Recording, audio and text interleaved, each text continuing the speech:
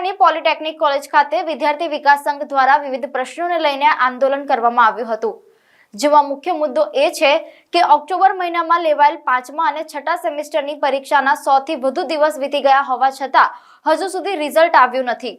યુનિવર્સિટીના ઇતિહાસમાં આ પ્રથમ વખત છે કે 100 દિવસો થયા હોવા છતાં રિઝલ્ટ અપાયું નથી।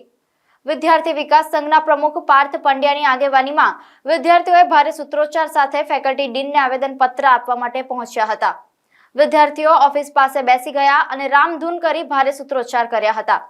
વિદ્યાર્થી વિકાસ સંઘ દ્વારા પોલિટેકનિક કોલેજના પ્રિન્સિપાલના દરવાજે આવેદનપત્ર ચોંટાડવામાં આવ્યું હતું।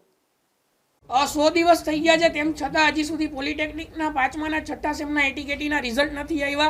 આ ખૂબ જ આ પ્રકારની બેદરકારી પોલિટેકનિકના ઇતિહાસમાં કદી થઈ નથી। આ સૌપ્રથમ વખત છે જેનો અમે વિરોધ પ્રદર્શન કરેલો છે અને અત્યારે પોલિટેકનિક ખાતે કોઈ જવાબદાર વ્યક્તિ પણ હાજરમાં નથી કે જે વિદ્યાર્થીઓની જે માંગણી છે એ સાંભળે અને એમને એક વાચા આપે।